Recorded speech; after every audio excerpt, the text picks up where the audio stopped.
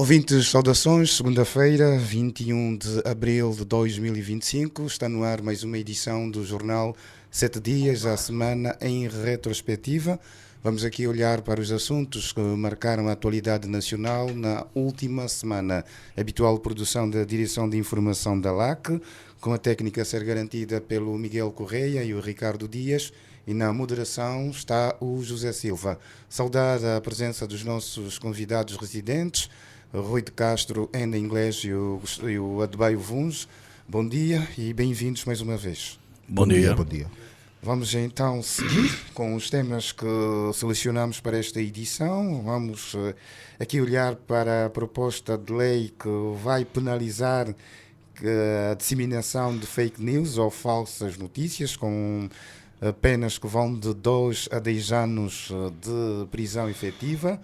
Também as declarações na última semana dos ministros da Juventude e Desportos e também da Educação, por altura de mais uma edição do Café Cipra, que falou da questão da juventude. Esta última semana também assinalamos o Dia Nacional da Juventude, produtividade e participação no processo de desenvolvimento nacional. Foi o tema que marcou o Café Cipra, com declarações dos ministros que trouxeram alguma polémica e em torno da questão dos jovens que imigram para a outras partes do mundo, sobretudo para a Europa. E vamos também aqui ter tempo ainda de falar da situação da morgue central de Luanda, a morgue que foi motivo para 2 comunicados da última semana, um da Assembleia da República e outro do Grupo Parlamentar da UNITA, na sequência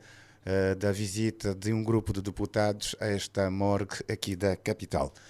E começamos com o tema da fake news, verdadeiro ou falso. Por falar em fake news, em instantes estivemos aqui com o nosso espaço polígrafo, também aqui na LAC, espaço de combate à fake news, mas na última semana o Governo saiu na comunicação social uma informação e já uma proposta de lei que o Governo pretende levar em consideração, pretende analisar e discutir, que tem a ver com a penalização de quem disseminar falsas notícias, ou seja, fake news.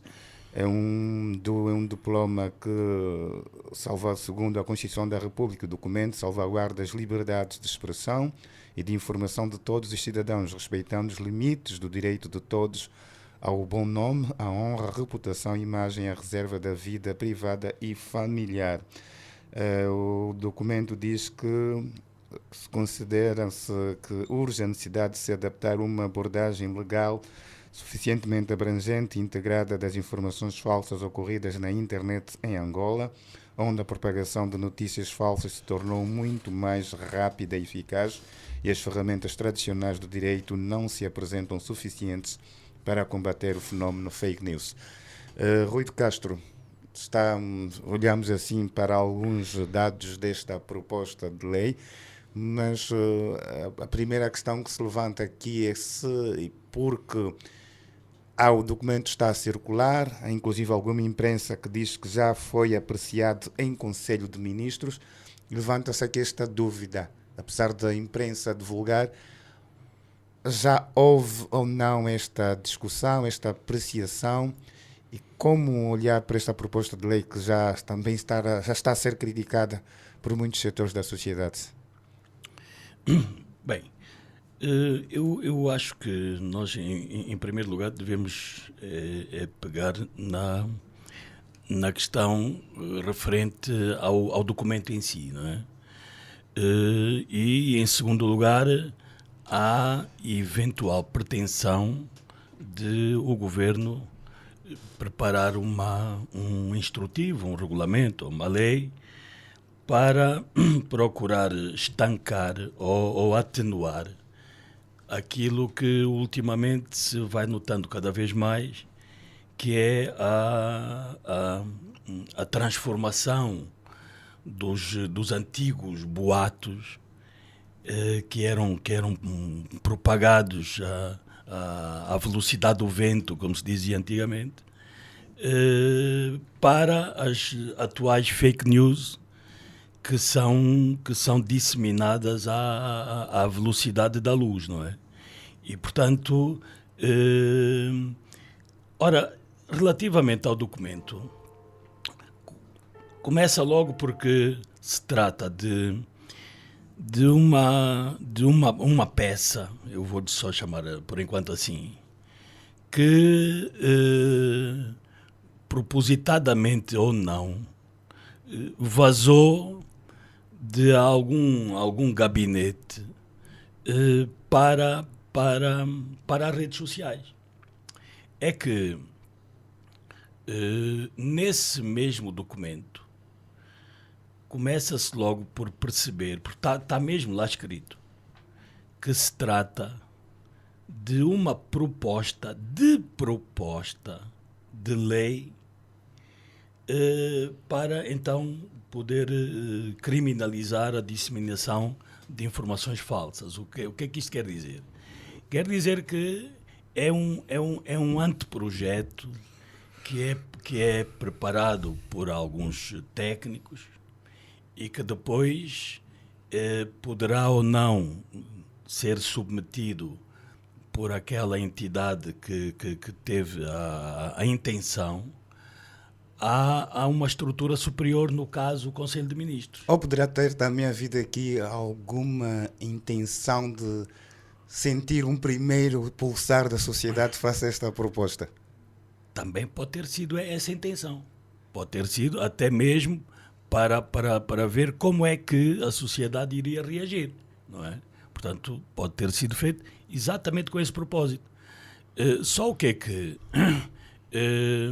há outras técnicas, digamos que mais oficiais, que é de levar a público uma ideia, uma pretensão qualquer, ou a eventualidade de um instrumento legal para as pessoas poderem também pronunciar e darem as suas ideias. Portanto, já ouvi isto com relação a várias leis, nomeadamente a da nova divisão administrativa do país. Portanto, se havia essa intenção, portanto, poderia ter sido feito de outra forma. Mas já tivemos vários casos em que vários documentos do governo saíram indevidamente e passaram para o conhecimento geral. Ora, neste documento, e isto aí talvez é que tenha criado também, ajudado a dar uma repercussão a um documento que nem sequer é oficial, que é o facto de que no conjunto de subpeças que esta peça tem, havia uma que sugeria ao Conselho de Ministros, caso os seus membros estivessem de acordo, já uma nota para a imprensa a mencionar que a lei tinha sido analisada em Conselho de Ministros, tinha sido aprovada e remetida ao Parlamento para aprovação. E a última subpeça deste conjunto também a lei, onde também tem um preâmbulo que diz que a Assembleia Nacional, em nome do povo, aprovava a lei sobre... Portanto, tudo isto são propostas que são preparadas pelos técnicos, normalmente são juristas, e que encaminham para a aprovação política, que é assim que normalmente se costuma dizer. Portanto, acho que aqui houve alguma má interpretação, inclusive por parte de algumas redações, não é? Redações de órgãos, que entenderam que esta proposta de nota de imprensa já era mesmo a nota de imprensa que comunicava que o Conselho de Ministros teria aprovado ou não. Pronto, de qualquer das formas, eu creio que nós estamos aqui efetivamente em presença de uma intenção do Conselho de Ministros, não sei, mas pelo menos do Ministério portanto, do Mintix, para que se criminalize esta onda de desinformação, muitas vezes maldosa, muitas vezes até atentatória não só do bom nome de vários dirigentes e, sobretudo, o mais alto magistrado da nação, e, portanto, que de facto é preciso estancar. Por outro lado, também temos que criar condições e condições legais para alguns momentos que se aproximam, nomeadamente as eleições, porque tem que estar devidamente regulamentado este assunto das fake news e, sobretudo, agora que, com a inteligência artificial, também já se consegue, tecnicamente, manipular a voz e a imagem das pessoas, colocando na boca de alguém algo que ele nunca disse. Portanto, temos também que ter estes mecanismos. Agora, para terminar, o que eu também sugeria a quem está com esta preocupação é que também é bom cuidarmos de uma outra. É que a melhor forma de combater as fake news é apostar numa informação mais equilibrada, isenta, responsável e verdadeira. Obrigado, Rui. Ainda em inglês, olhando para aquilo que o Rui disse, esta análise que se fez desta incerteza da proposta que não foi analisada e não ainda há uma posição oficial do Conselho de Ministros, mas olhando para a questão fake news, há necessidade do país regular esta situação, há essa necessidade de se criminalizar a fake news e, por outra, haverá essa capacidade de controlar? Portanto, a questão de fundo é que, muito provavelmente, estamos em presença de uma fake news, porque não sabemos, ninguém sabe explicar se esta proposta de diploma já terá sido apreciada no órgão colegial do governo, não é?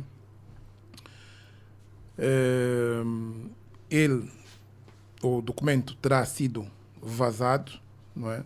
Por várias razões.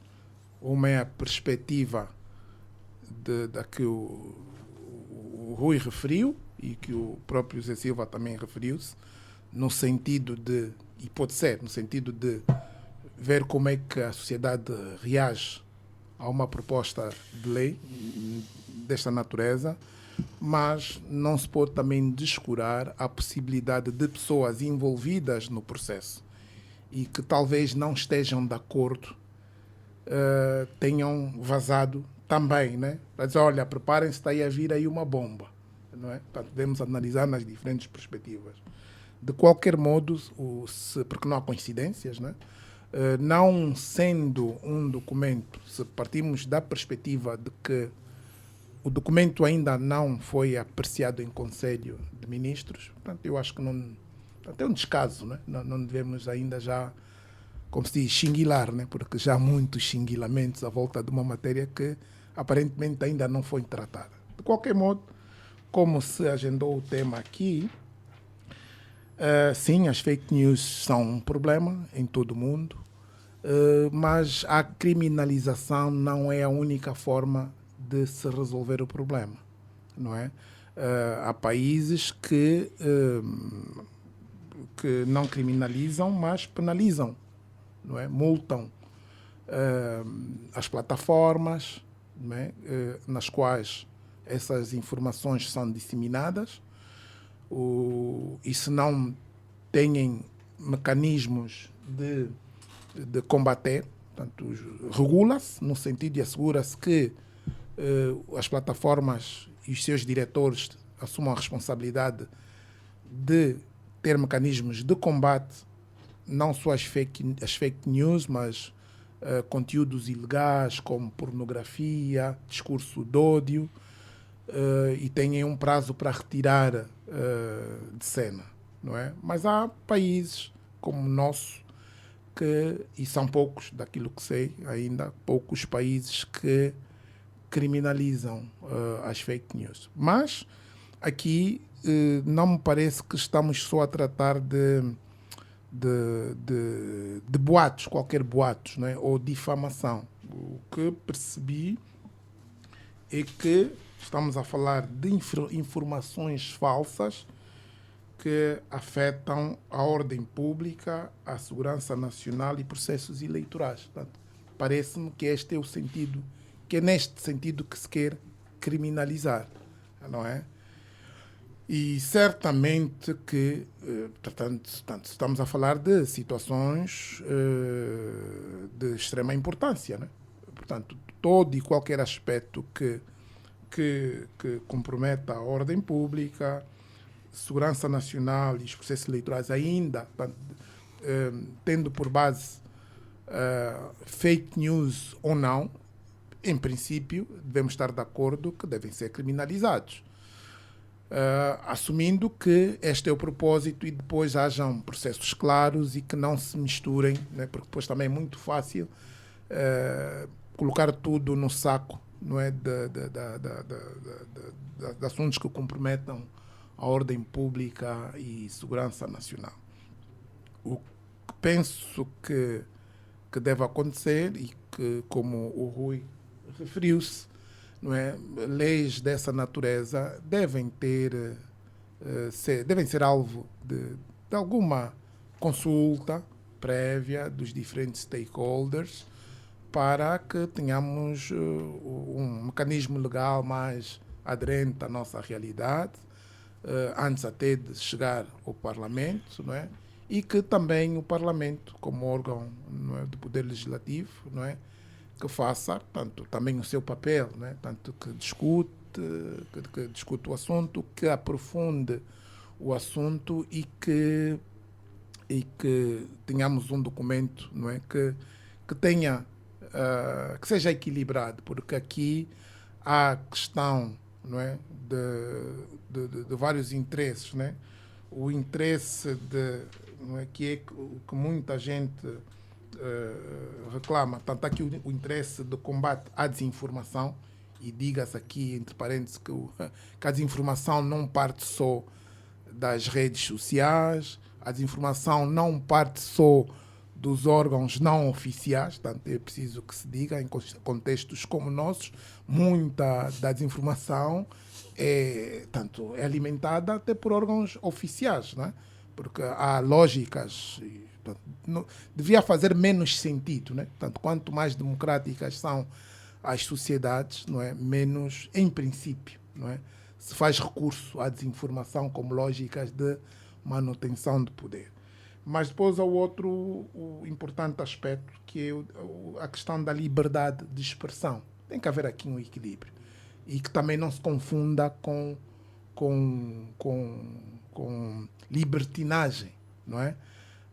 Nós precisamos, tanto em defesa do interesse público, porque cada um de nós pode ser alvo de difamação, de desinformação, não é?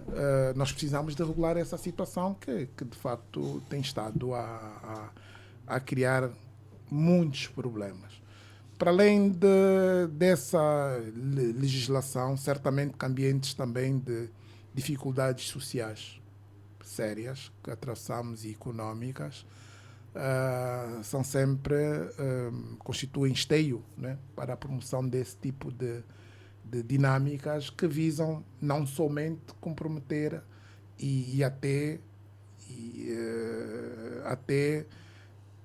tirar, não é? Porque há uma luta de poder entre diferentes atores e nós sabemos que também se utilizam, e não são só os órgãos de poder que utilizam isso, como a desinformação, como lógica de manutenção do poder, mas aquelas pessoas que querem também alcançar o poder, não é? Utilizam muita, e nós vivemos também isso, utilizam muita desinformação para envolver e pôr os cidadãos contra o poder instalado.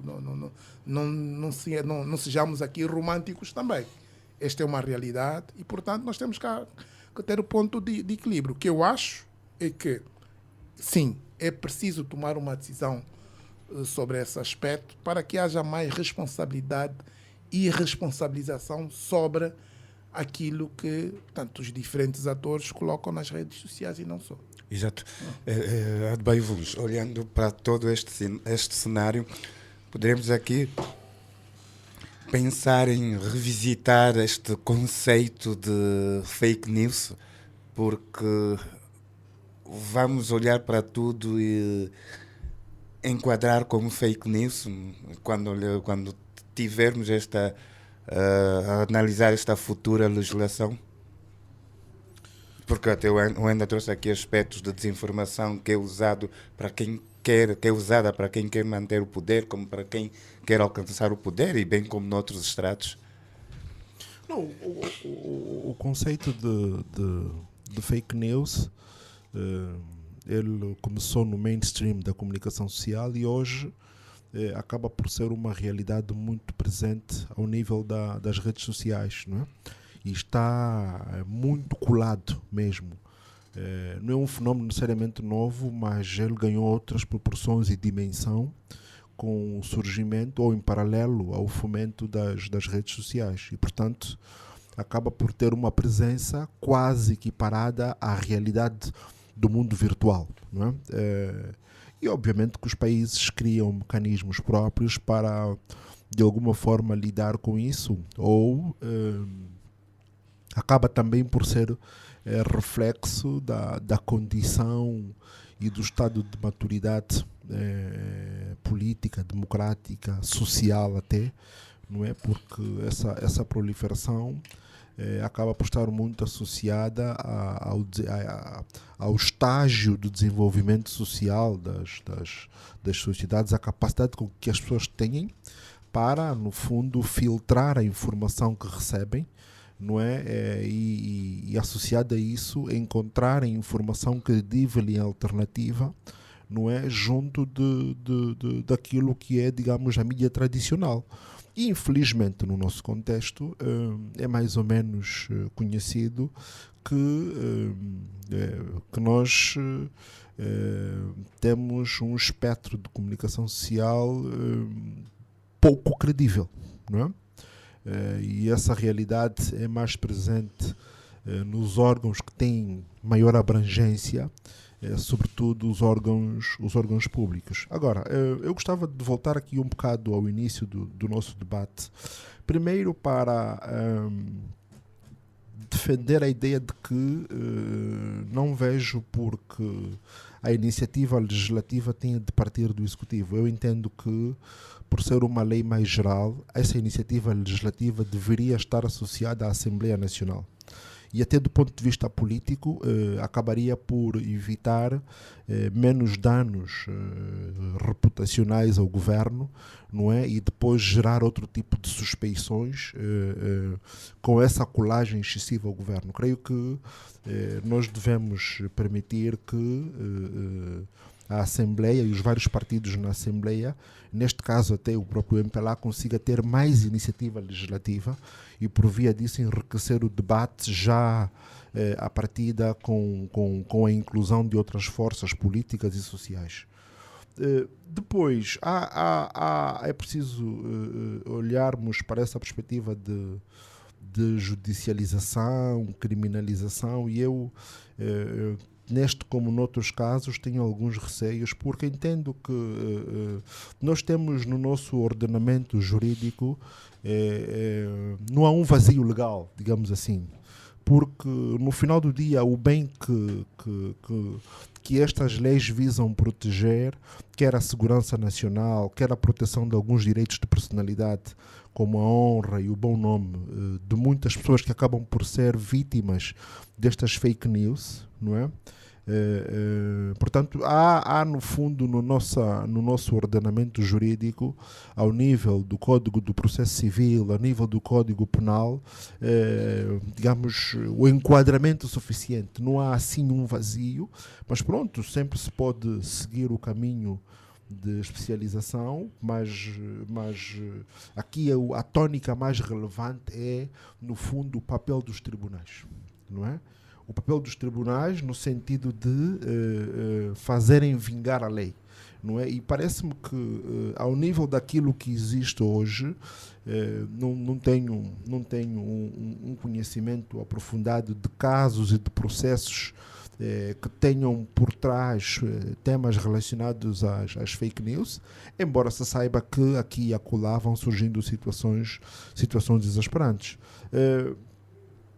Depois, eu subscrevo muito aquilo que o Enda dizia, que há uma realidade na nossa política, e na nossa como noutras, em que existem milícias digitais. Não é?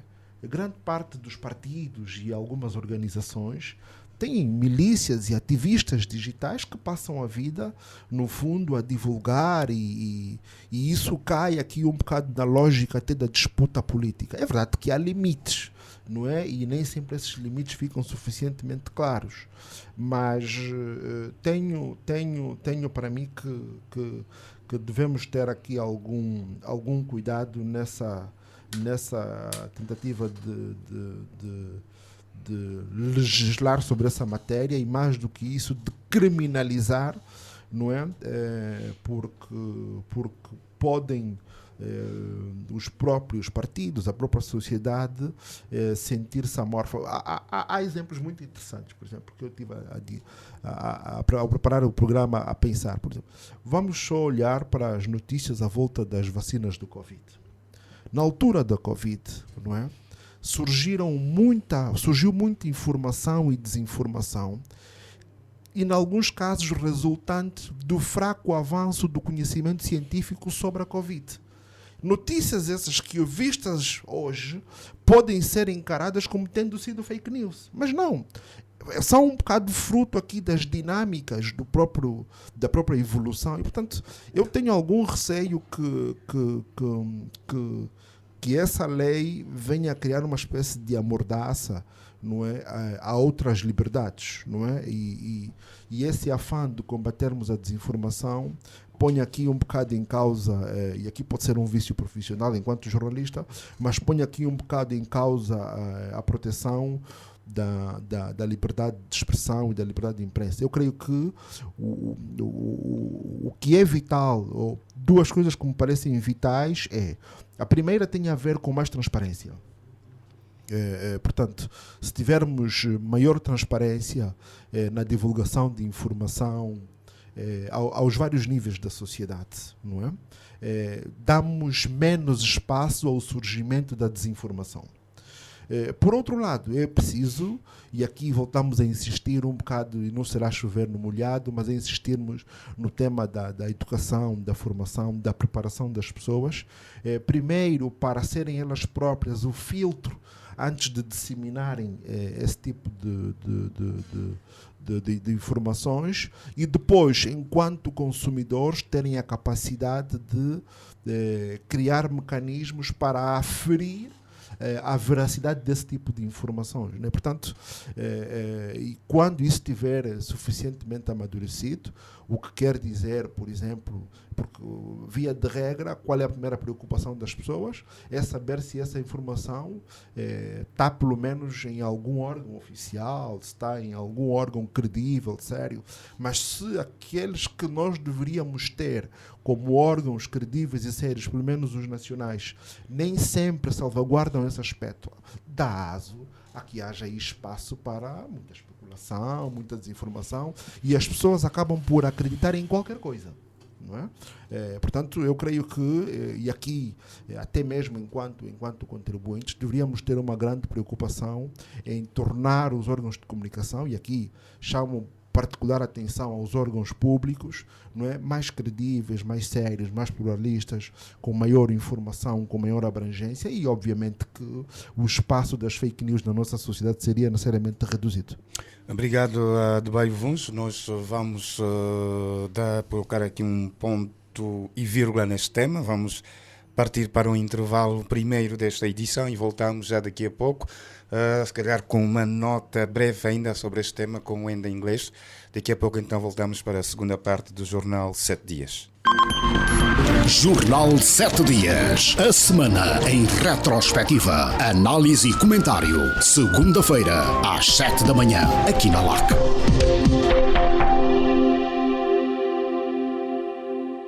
Estamos de volta para a segunda parte do seu Jornal 7 Dias, a semana em retrospectiva.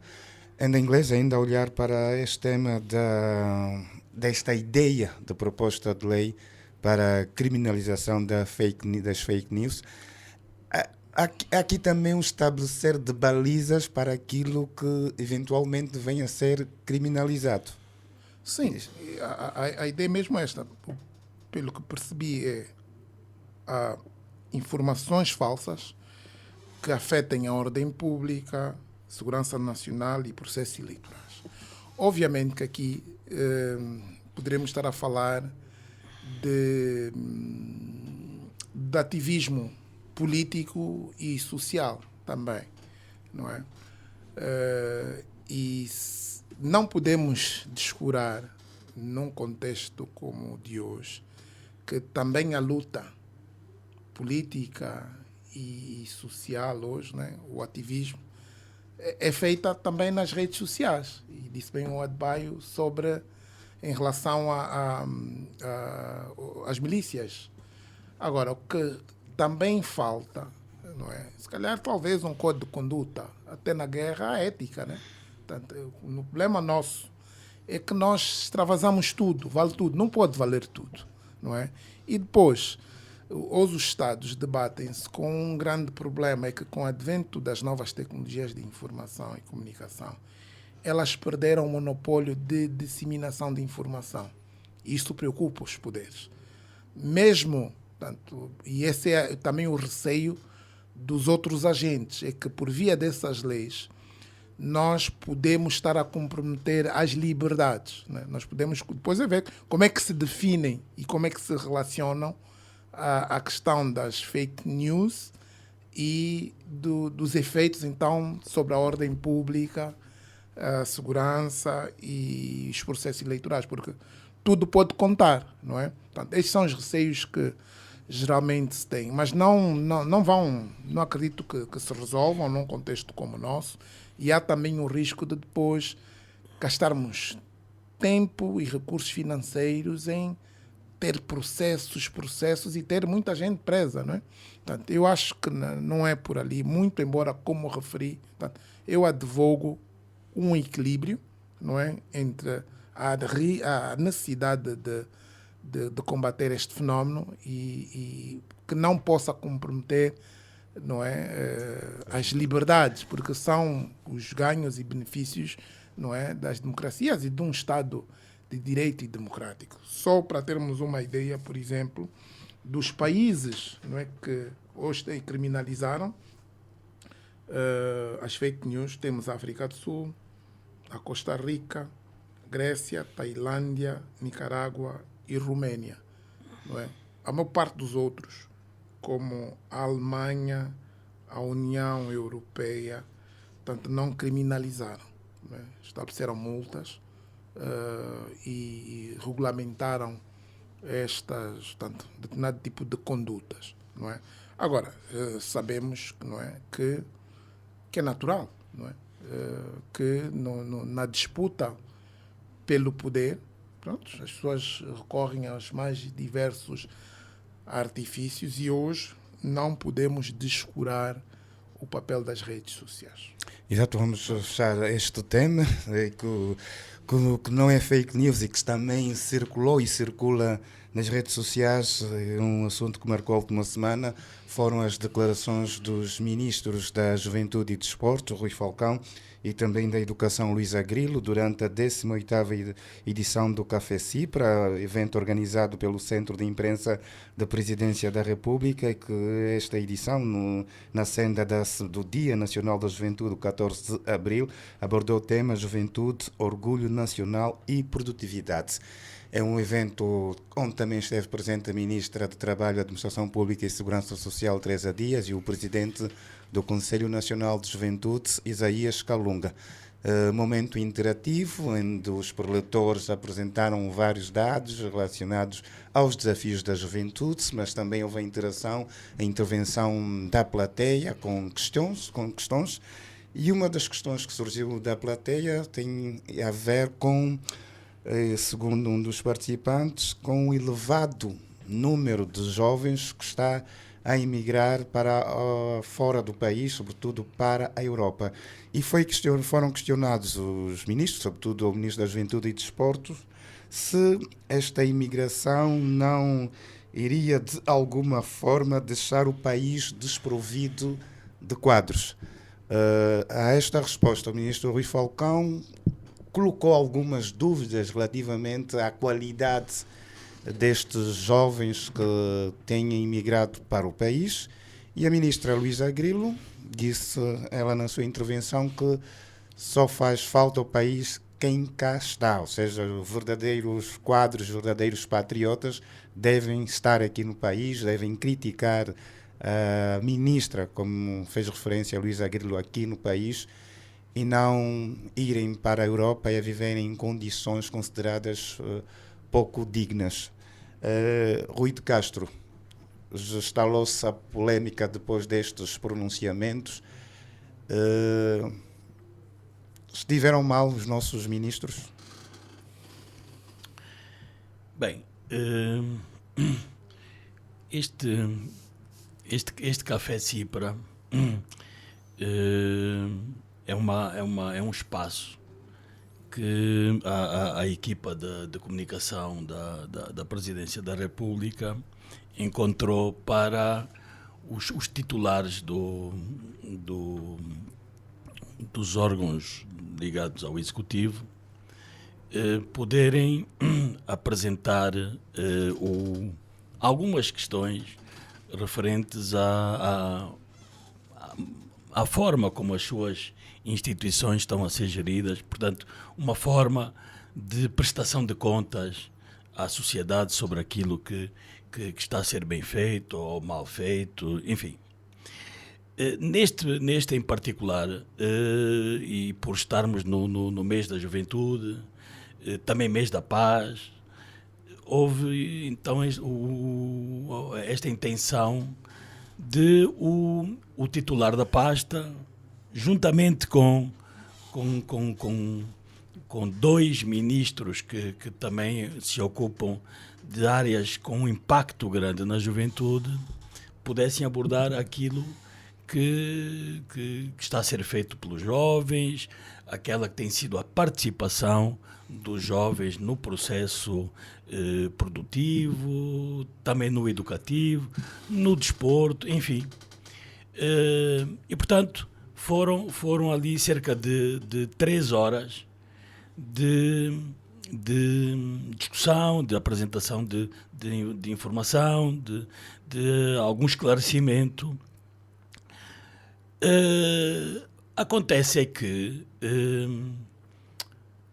por um momento menos bom,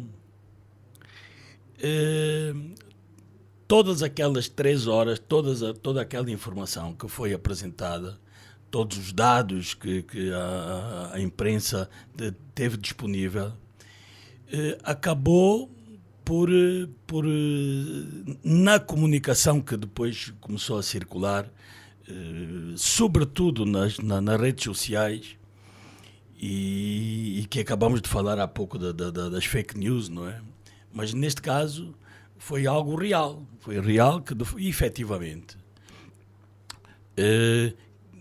quer o titular da pasta da juventude, que de certo modo terá desqualificado aqueles que têm emigrado, como sobretudo a senhora Ministra da Educação, sobretudo ela pela forma contundente com que apresentou aqueles que são os seus pontos de vista. Portanto, toda aquela informação, dizia eu, passou para o lado e ficamos agora com esta questão dos angolanos que estão a emigrar cada vez mais. Bom, o ministro da Juventude, por acaso, até mencionou que a questão da imigração não ocorre só em Angola. E de facto, nós mesmos, aqui neste nosso programa, já temos falado bastante na migração das populações, que sempre em busca de algo melhor, e tendo em conta o novo mundo. E o novo mundo são mais e mais rápidos meios de transporte. É também uma comunicação, apesar de virtual, que quase que nos coloca, digamos que, a viver como se nem sequer estivéssemos no país, como se estivéssemos algures, através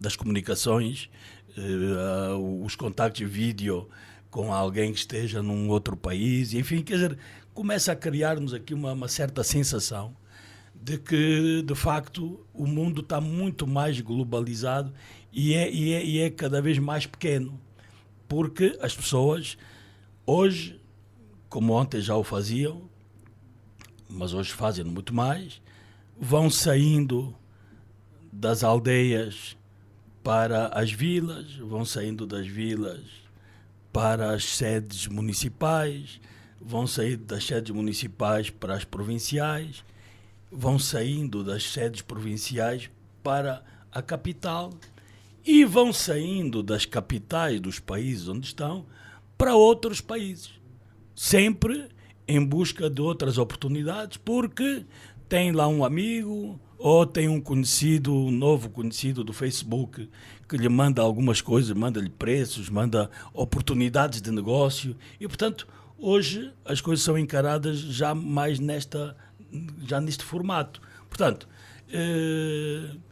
não é que seja por causa de más medidas ou das pessoas estarem zangadas com alguém que estão a fugir de Angola de repente. Não, este é um processo que decorre em Angola há bastante tempo, por razões objetivas e tendo em conta a liberdade do cidadão de procurar para si e para os seus mais próximos novas oportunidades, novas formas de viver, uma vida mais de acordo com aquilo para que ele se preparou e que acha que tem competência para estar noutro sítio onde seja mais valorizado e haja um conjunto de outras oportunidades que lhe permitam evoluir. Ora, por exemplo, em África, 44% dos jovens, mas não só, mas dos jovens que imigram, fazem-no em busca de trabalho.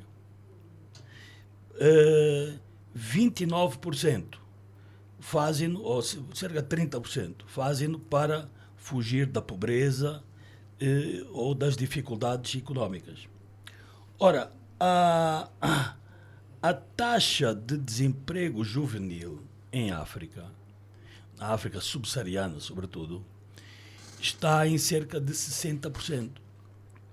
Portanto, só aqui já dá para perceber que, efetivamente, no continente, nós temos 75% da juventude que está a emigrar quase todos os dias e, infelizmente, nós vemos por algumas imagens também tristes de várias pessoas que acabam por morrer no Mediterrâneo e outros casos.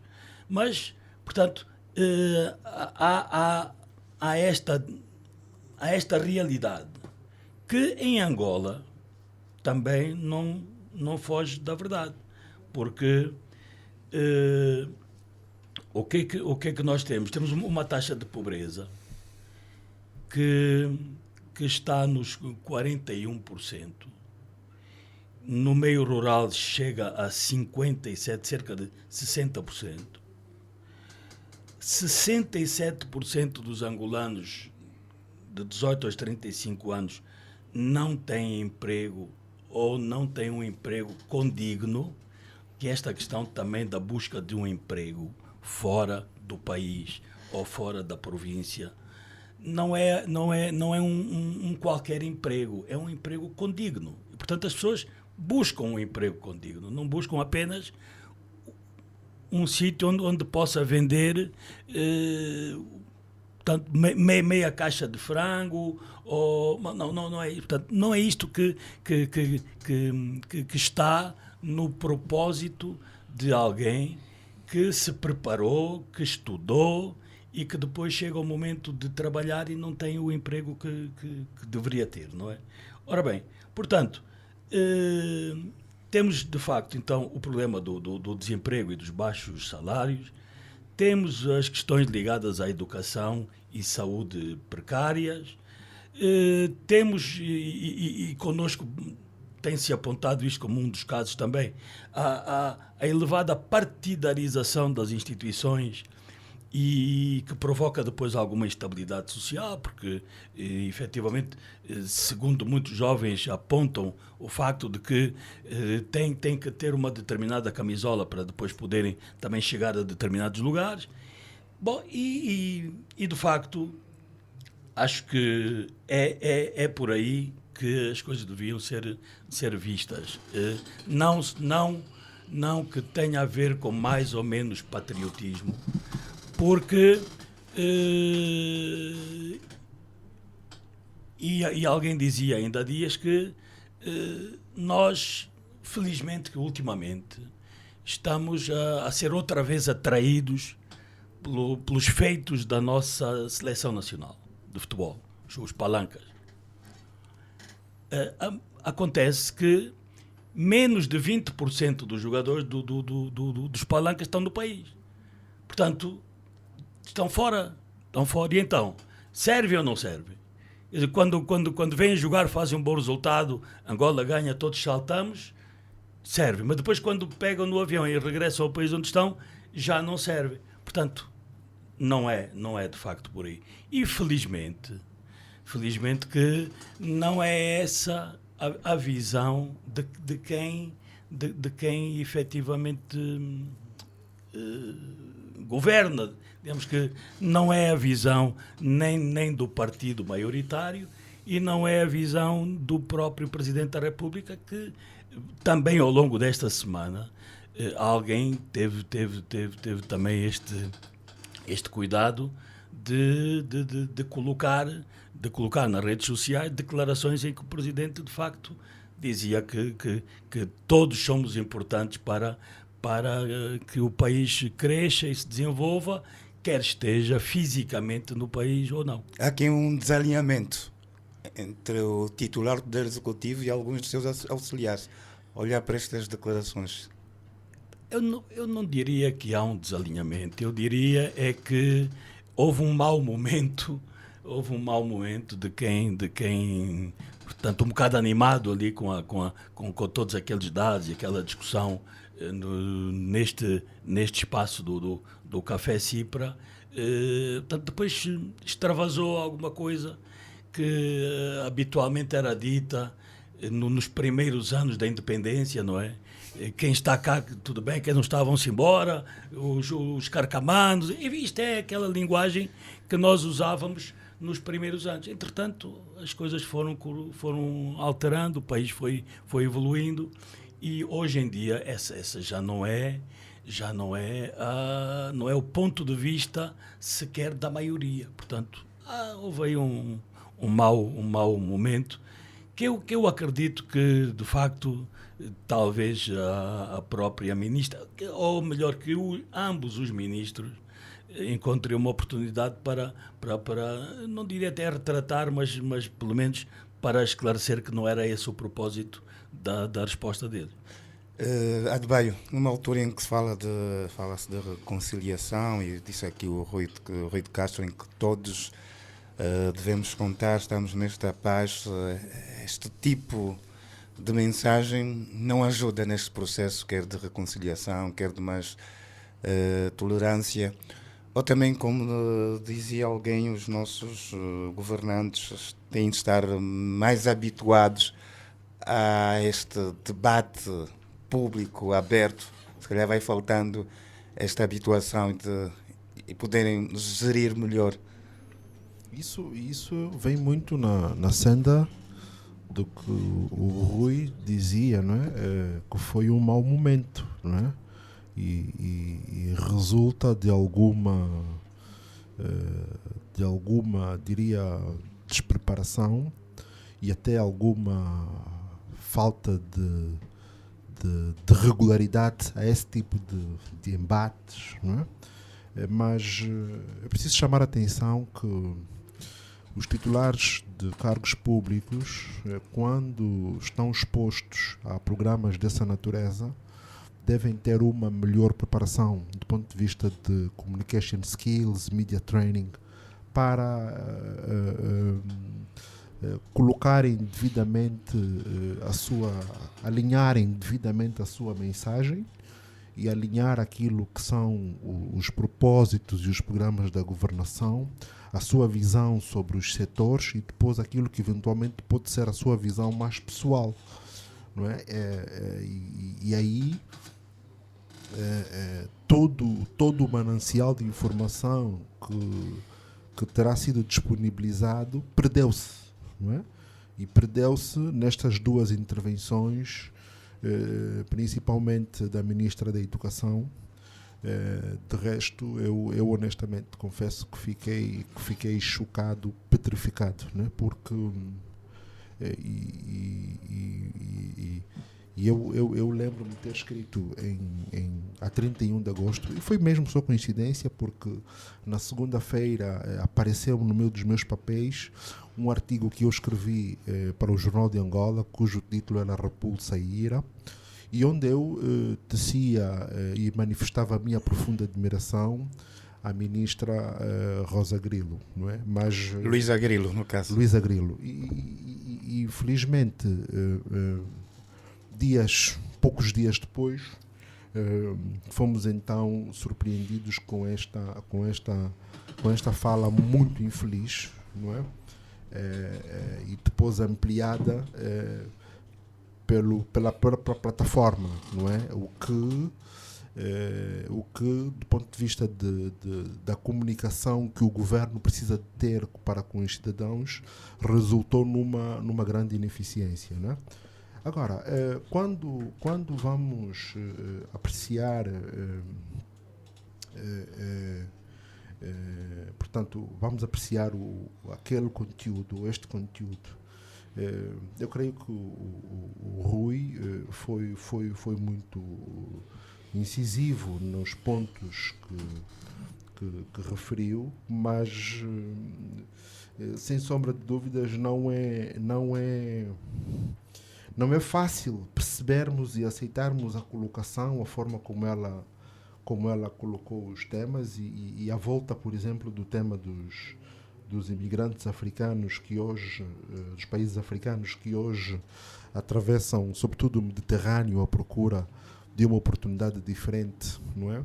E vemos muitas das vezes barcos a naufragarem com os nossos cidadãos que procuram outras oportunidades naqueles países, não é? E damos-nos conta que efetivamente, apesar de estarmos numa condição social difícil, mas as nossas pessoas fazem falta, não é? Quando olhamos para as ondas migratórias que a senhora ministra refere desde 75 e depois olhamos o resultado e as dificuldades que o próprio país foi atravessando nesse período, damos-nos conta que as pessoas fazem falta. Quando comparamos e o exemplo também do Rui em relação à seleção nacional, mas outros aspectos da nossa realidade social, percebemos que as nossas pessoas fazem falta e inclusive, não é? Aqui numa abordagem já mais geral, muitas das vezes nos questionamos sobre, por exemplo, e usando aqui o exemplo passa a redundância do desporto, não é?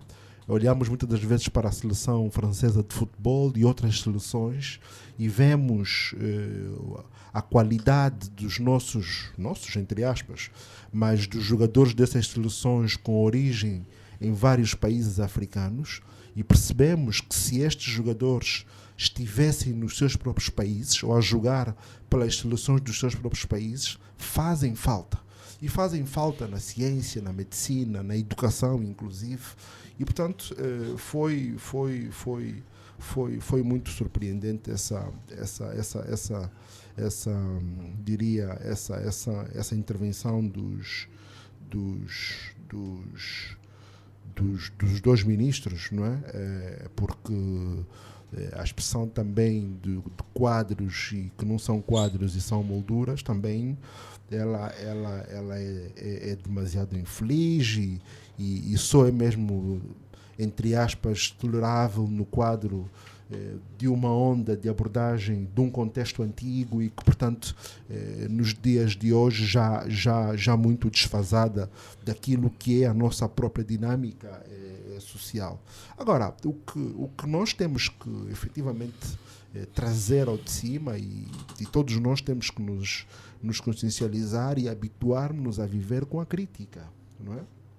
Pois, bem, relativamente à crítica, aqui este aspecto, porque fez referência quer o Adebayo, quer o Rui, aos atletas da Seleção Nacional, futebol e noutras modalidades, o ministro Rui Falcão, por exemplo, dizia... Na medicina, por exemplo, nós temos muitos médicos Sim, em Portugal e noutros países, não é? Inclusive muitos deles formados às expensas do nosso Estado e que depois acabaram por preferir permanecer nos países onde foram fazer as suas formações. E que certamente, se estivessem hoje no nosso sistema de saúde, estaríamos em melhores condições de lidar com os nossos desafios. E nós estamos a viver hoje uma crise de saúde pública que é a cólera e todos os braços, todos os cérebros a esse nível fazem falta. Pois é, bem, eu dizia que nestas intervenções, o ministro Rui Falcão, por exemplo, dizia que são orgulho nacional estes jovens que se destacam nestas áreas do desporto, da saúde, e que o olhar mais crítico foi para aqueles que, passa a redundância, têm feito críticas à governação a nível das redes sociais, ou seja, a estes é que foi dirigida a maior crítica, é que tem a falta de patriotismo. Podemos, em alguns casos, assumir que algumas intervenções podem também elas não ser muito felizes, né? E as pessoas também precisam de, independentemente de tudo, amar a sua pátria, não é? Mas nós temos que também aprender a lidar de forma diferente com a crítica, com o pensamento do outro, não é? Que muitas das vezes é só isso mesmo, é uma visão, às vezes, e na estenda até do que dizíamos no tema passado, é uma visão muitas das vezes desinformada da realidade. Porquê? Porque muitas das vezes não estão disponíveis todos os dados, todos os elementos para que as pessoas possam fazer uma avaliação mais real do país, que conhecem com muita dificuldade, porque muitas das vezes a informação que passa ou é demasiado enviosada num sentido ou noutro e, portanto, não é equilibrada, porque as pessoas tenham um juízo mais real da coisa. Mas eu dizia que o tema do convívio com a crítica é um tema fundamental nos nossos dias, né? E devemos ser, de alguma forma, mais tolerantes, porque cai também aqui um bocado no espaço que nos permite admitir que os cidadãos possam expressar aquilo que sentem e quem de direito deve efetivamente dar resposta aos anseios, às expectativas, aos questionamentos, mas não catalogar os cidadãos de mais ou menos patriota pelo mero exercício da sua cidadania, neste caso, que é o exercício da sua liberdade de expressão, daquilo que é o seu pensamento, mesmo que condicionado pelos fatores que eu referi há bocado. E quando as pessoas têm a informação mais real, também elas mudam o seu juízo, não é? Mas não podemos assumir que simplesmente são menos patriotas necessariamente pelo facto de estarem fora, ou que a formação das pessoas, em alguns casos, torna-os mais ou menos cidadãos. Não, eu creio que muitas das vezes são pessoas que o próprio contexto desabilitou-lhes de oportunidades, não é? E a sua condição é um bocado fruto do nosso contexto. E, portanto, o que nós devemos fazer, não é de forma responsável contribuirmos, não é, para aquilo que são as aspirações. Por acaso eu trazia e não quero me antecipar a um dos recados, que era o documentário sobre o Mário Pinto, e Mário Pinto, onde uma das referências, uma das reflexões que ele trazia é a necessidade de a independência realizar as aspirações dos angolanos, né? E, portanto, é importante, dizia, que nós consigamos efetivamente dar resposta a esses anseios, e se as pessoas se sentirem mais ou menos confortáveis no seu país, e já aconteceu, nós temos exemplos de período do nosso boom económico em que grande parte dos nossos imigrantes regressaram para o país e regressaram dispostos a contribuir, a participar, porque as condições, não é, estavam mais ou menos criadas nesse sentido. Adebayo Vuns, obrigado. Este olhar para os pronunciamentos dos ministros no último Café Cipra. Vamos ter mais uma deixa em relação a este tema com o Rui de Castro, mas ainda não ouvimos o Enda Inglês. Por enquanto vamos partir para o nosso segundo intervalo e voltamos já daqui a pouco com a terceira e última parte do Jornal 7 Dias. Jornal 7 Dias. A semana em retrospectiva. Análise e comentário. Segunda-feira, às 7 da manhã, aqui na LAC.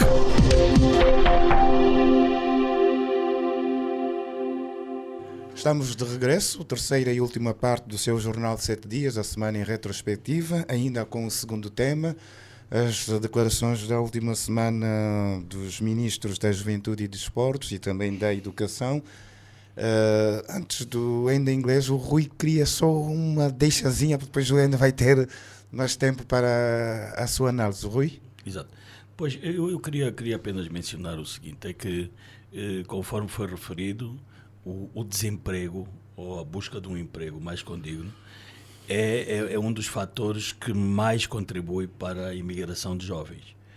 Ora, então, nós neste momento temos centenas de jovens que aprovaram num concurso para docentes em 2023 e não foram contratados, mandaram-nos aguardar, e agora o Ministério diz que, como correspondia a um concurso de 2023,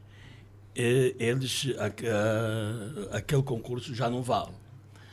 Acontece que no Ministério da Saúde foi feito um concurso em 2022 e em 2024 foram chamados candidatos que aprovaram naquela altura. Portanto, há aqui uma dualidade de critérios. E então, aqui temos já um dado para a própria Ministra da Educação cuidar destes jovens, até porque estes jovens ficaram. Eles ficaram mesmo. Pois, está aí estudado. Ainda em inglês, este assunto que continua a gerar esta polémica, haverá alguma forma das autoridades ou das figuras contornarem este quadro, ou o café já está entornado? Olha, eu não estou a conseguir, eu estou a desconseguir, né? estar de acordo com o que se passou, né? Mas certamente, como disse o Rui, de facto, fica claro que na vida há maus dias e maus momentos, né? Aquilo foi um mau momento e deve ser um daqueles momentos em que se tem a certeza que o diabo existe, né? E que o diabo existe e é sujo. Isso para dizer o quê? Porque também o café estava a correr bem. O café estava a correr bem. E de facto... E, por exemplo, por falar em correr bem, o Rui falou aqui a questão da procura do emprego, e antes a Ministra do Trabalho tinha apresentado dados, já anunciado 26 mil milhões de kwanzas para o Fundo Nacional do Emprego, que grande parte canalizados para apoiar a juventude. Mas depois entornou. Foi o diabo. O diabo entornou o café. E, de facto, pronto, foi um mau momento. Talvez, portanto, e aí no enquadramento, uma resposta emotiva, irrefletida, politicamente incorreta, e não no sentido figurativo, literal da coisa, né? E talvez reflete também, pronto, percebendo, né? Porque não vamos aqui misturar as coisas, é preciso separar a mensagem do mensageiro, né? Vamos olhar para a mensagem, né? E acho que foi uma perspectiva de estar em negação, né, ao fenómeno, porque só quem está em negação é que percorre este caminho, né? Portanto, a imigração é e houve também contradições, porque por um lado dizemos que sim, a imigração é um fenómeno mundial, e é verdade. E se é mundial, é natural que os nossos jovens não é, estejam, a menos que não estejam no mundo, né? Que estejam também nesta dinâmica e perspectiva. É natural, pelos motivos que o Rui já se referiu, mas obviamente que é preocupante e nós temos que assumir esta realidade. E é aí onde digo que politicamente não foi correto, não é? Ao justificarmos e em vez de olharmos para as causas e analisar as causas, estar agora a atribuir adjetivos às pessoas. Portanto, porque não é quadro, porque não são os quadros que estão aí e porque não são patriotas. É verdade que, e se formos a olhar, se não estivermos em negação, e como até se disse, não foi um estudo, não é? Não há ainda um estudo preciso, mas é muito provável, como se diz, entre mortos não é? e sobreviventes há sempre feridos. Portanto, neste grupo, certamente, há quadros e não quadros, e aqueles que ainda não são quadros podem se tornar quadros lá fora. E se não se tornarem quadros lá fora, vão constituir famílias e podem formar quadros. Eu tenho um exemplo de uma pessoa que fiquei a saber mais tarde. A Assembleia Nacional, que foi construída por uma empresa cá, que está cá, mas que contratou muita mão de obra de fora, expatriada. E tomei conhecimento que uma pessoa que viveu no meu bairro, na minha zona, que imigrou nos anos 80, que esteve aqui na obra, foi um dos encarregados. Portanto, é quadro ou não é quadro? Vale a pena? Vale ou não vale? Portanto, não vale a pena entrarmos por ali. Portanto, nós todos contamos para o país.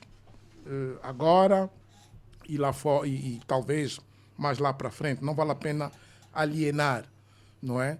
E o que vale a pena é nós enaltecermos a necessidade, não é? E o compromisso com o país, estando cá dentro ou lá fora, e apoiar as nossas diásporas a contribuírem nas mais diferentes formas para o desenvolvimento do país, não é? E nós perdemos a oportunidade de aprofundar algumas questões sobre a questão da educação, não é? E a formação de quadros, não é? Enquanto o café corria bem, foram dados também boas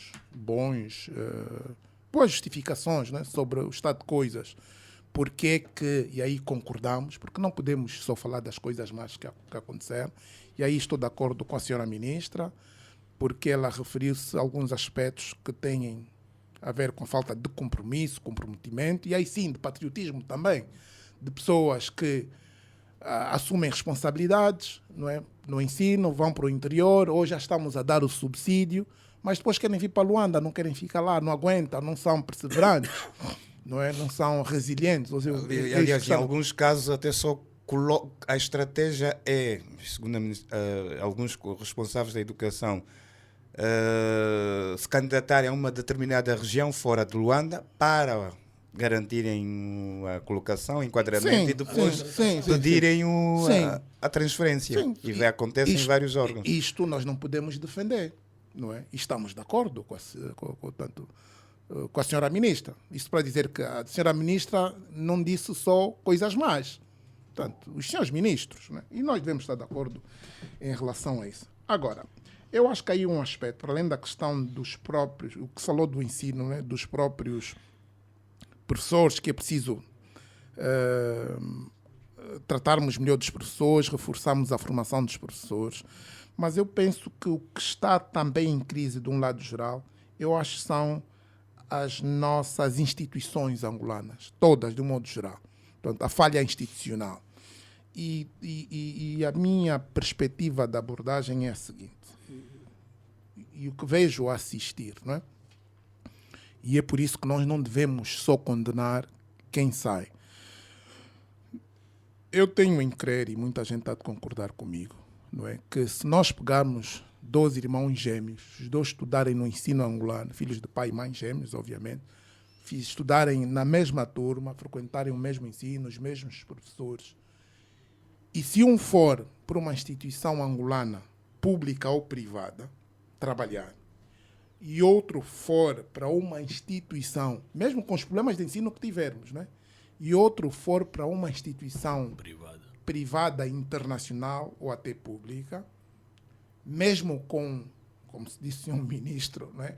Com 10 ou 11 for admitido, tenho em crer que quem for para a instituição internacional vai se desenvolver, e o nosso não, mesmo com a debilidade do nosso ensino. Portanto, o problema, tanto, é mais profundo do que nós estamos aqui a ver, não é? Portanto, ali também tem a ver com temas não só com a formação, mas com a própria cultura institucional, cultura de trabalho e a forma como estamos organizados, a forma como nós promovemos as pessoas.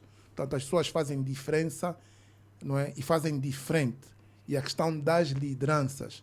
Portanto, nós, e a todos os níveis, né? Portanto, como já referimos, podemos ter professores e deficientes, depois a condição social. Portanto, o que é que se espera de um professor que não tem uma casa, que vive de arrendamento, hoje está num sítio, amanhã está noutro sítio, que leva, da mesma maneira que dizemos que os estudantes levam, os alunos, 10 minutos para ir à escola. Portanto, temos professores que têm que atravessar rios e montanhas também para cumprirem o seu papel. Portanto, não podemos desassociar os resultados do ensino, por mais alterações que formos fazer ao currículo, não é? Do contexto em que o ensino, portanto, o processo de educação, aprendizagem, também é realizado, não é?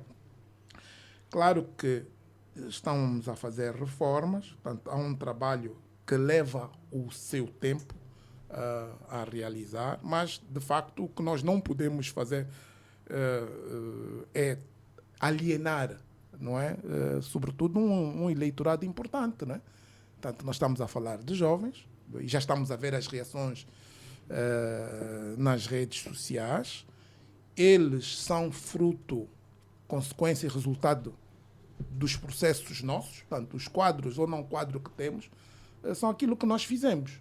E diga-se de passagem, portanto, por exemplo, a professora Luísa Grilo, portanto, foi professora toda a sua vida, e certamente tem, portanto, dos poucos e bons quadros que o país tem, também são frutos dela, né? Portanto, é uma pessoa que, portanto, por uma falha que teve na comunicação, num mau momento, portanto, não se pode pôr em causa toda uma carreira, não é, de uma profissional brilhante, não é? Mas o que é certo, temos um caminho a fazer e a preocupação que temos em relação a quem sai, eu penso que a perspectiva deve ser, ao invés de alienar essas pessoas e pressioná-las a voltar por tudo e por nada, porque nós não é verdade que estamos a sofrer todos juntos e temos o mesmo tipo de sofrimento.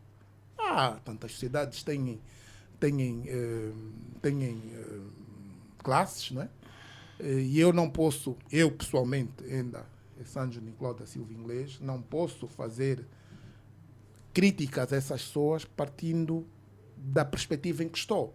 Portanto, e as pessoas conhecem, sabem que eu também sou muito crítico e não aconselho as pessoas a saírem só por sair, e é verdade, muitos precisamos aconselhá-los, né? Portanto, muitas pessoas desperdiçam oportunidades grandes aqui no país, não é? Para ter uma vida pequenina e de muito sofrimento lá fora. Mas são opções que as pessoas fazem, nós devemos aconselhá-los. Mas mesmo que cometam erros, portanto, e porque são angolanos, nós devemos fazer tudo para apoiá-los e defendê-los, não é? Como disse uma vez o Yuri da Cunha, na sua forma de dizer as coisas, diz, olha, porque também há críticas, olha, não canta nada, não sei. Ele disse, não, eu não canto nada, mas se vocês me apoiarem, eu posso ir mais longe. Portanto, aquelas pessoas não são quadros, é verdade, muitos não são. Estão na quimbangula, como se diz, né? E até alguns têm mau comportamento. Como angolanos, devemos pedir, e aliás, a nossa diáspora, de um modo geral, porque temos uma identidade também própria, de um modo geral, não é muito comum daquilo que nós também sabemos e andamos, portanto, não é, gosta de farras e não sei o quê, mas não está, por exemplo, muito metida em crimes. Portanto, é uma diáspora, nós somos um povo alegre, é uma diáspora que se adapta muito bem aos contextos e consegue penetrar naquela sociedade, o que é bom para nós. Portanto, nós devemos utilizar esse aspecto, mesmo porque não são só os quadros que fazem um país, na perspectiva do que estamos a falar, porque as pessoas que contribuem não estão só na ciência, na medicina, na advocacia, portanto, acho que aqueles que estão na cultura, no desporto, também fazem muita falta. E, portanto, nós devemos utilizar essas pessoas, transformar essas pessoas em ativos, não em passivos. Ok? A semelhança como, por exemplo, faz... E eu não sei, portanto, por que não apoiamos isso, tanto como, por exemplo, faz Portugal. Portugal tem um conselho da diáspora. O Cabo Verde também, que é Sim, outro exemplo sim, em termos de... Sim, faz. E, dentre outras coisas, né, para promover a cultura portuguesa, de pessoas portuguesas, e através deles e dos seus descendentes, não é? E tem uma forte ação, mas também utiliza a diáspora para ajudar e a promover investimentos em Portugal e no interior. Portanto, nós devemos usar estratégias, a semelhança de como Portugal, o próprio Taiwan, não é? Não diria caso de estudo, mas há uma realidade que Taiwan fez isso. Portanto, aproximou-se das suas diásporas, não é? Foi falando com eles, pedindo até conselhos, e à medida que o governo passou a implementar determinadas políticas públicas em linha com alguns conselhos e experiências que essa diáspora foi dando, essas pessoas começaram a regressar, não é? E começaram a desenvolver o país e constituindo empresas, gerando emprego. Portanto, nós, o ano passado, tivemos aqui um congresso, apesar de alguma polêmica, de quadros angolanos na diáspora. Né? Isto aqui já é outra conversa, não vale a pena entornar mais o café. Exatamente. Não é? Mas, quer dizer, quando se faz isso e os nossos órgãos diplomáticos não sabem, não é? Tanto, não, quer dizer... Mas poderia ser. Para partir daí. Sim, mas tem que ser bem estruturado, bem pensado, não pode, e consequente. E nós não podemos, essa é outra questão. Isso só funciona se todos os atores acharem. E esse é um outro aspecto. Não devemos politizar isso, ou partidarizar, porque há um outro grande problema. Eu vivi fora há algum tempo. Tem pensamento que é uma ideia de se estratificar a diáspora. Nós exportamos os nossos problemas, não é? Nós temos pessoas, não é? Quer dizer, por isso é que eu disse, foi uma abordagem talvez irrefletida. Nós temos pessoas no país, eu tive com algumas pessoas na Alemanha em 2018, que foram para lá estudar e não voltaram, estão há 40 e tal anos. Já trabalharam, têm, não sei o que, e vamos dizer que esses não são quadros. Temos que saber onde é que eles estão, se são do partido da situação ou não, não é? E quem está na oposição também não deve instrumentalizar isso.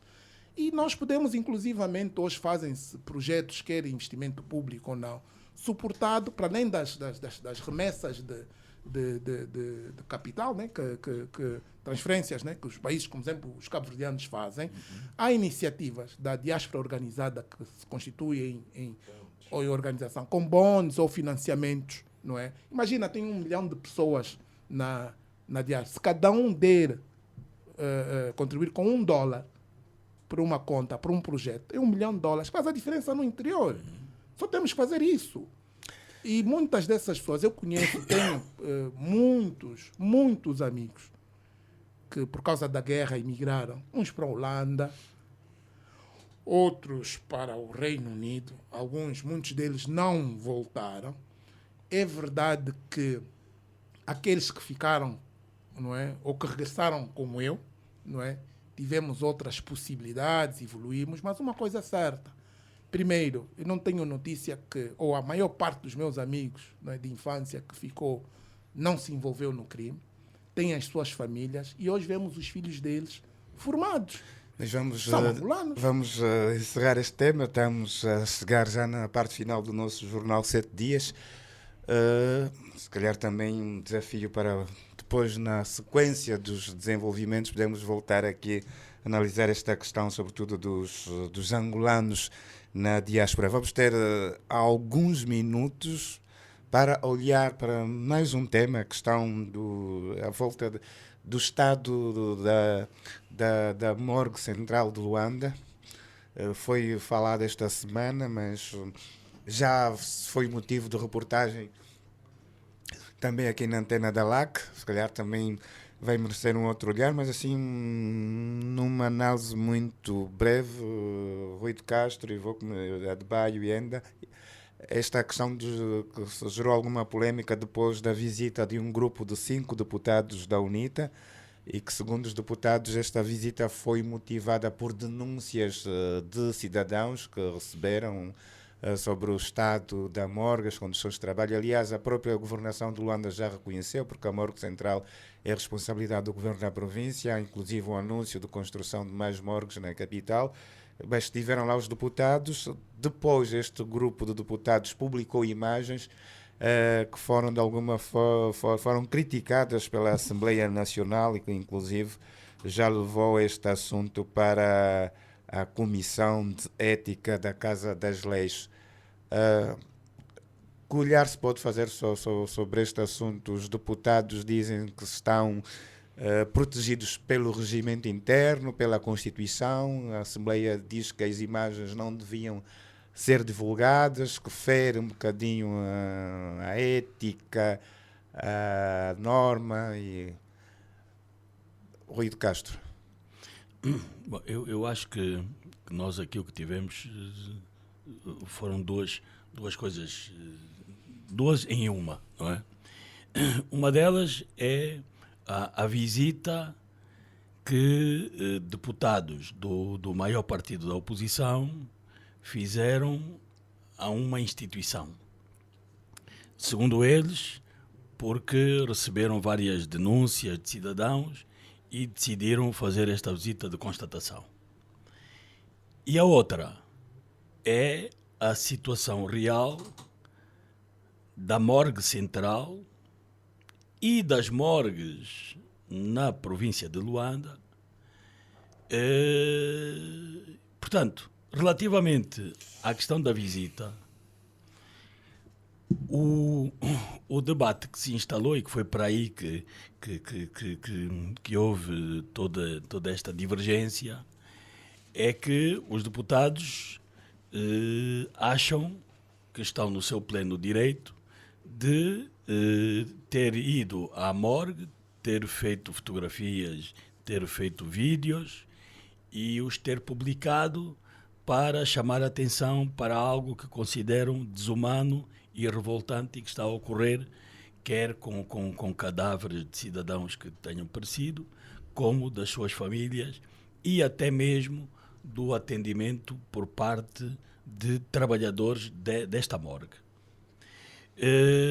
Segundo eles, até terão sido interpelados pela polícia, que eventualmente queria que eles não procedessem com a visita, mas portanto, este é um dado que não há como checar. Agora, o José Silva até já mencionou que o governo provincial contactado reconheceu e o Ministério da Saúde idem. Acho que este é um assunto para ser discutido a nível interno na Assembleia, porque se há um regimento, o regimento é para ser cumprido. Portanto, quem viola um regimento, também está lá previsto no regimento o que é que deve ocorrer. Portanto, acho que esta é a questão para ver internamente. Se deviam ter ido outros partidos também, se deveriam ter comunicado oficialmente. Bom, enfim, este é um dado para ver internamente.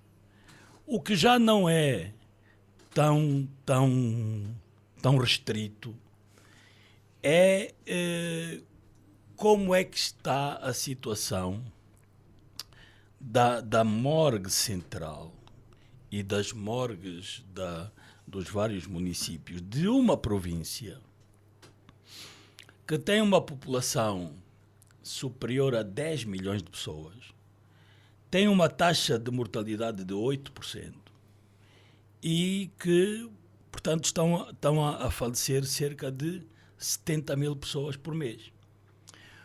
Ora, os dados que nós temos vindo a acompanhar ao longo destes anos, e as imagens, enfim, não são muito agradáveis. E todos nos devemos recordar que nos anos 2020, 2021, que a situação, talvez um pouco até por causa da pressão da Covid, mas enfim, por N motivos, o certo é que a degradação atingiu níveis de facto quase que subhumanos. Ora, em 2023, em setembro de 2023, o Presidente da República autorizou uma verba de 50 milhões de dólares para reabilitação e apetrechamento da morgue central do Josina Machel.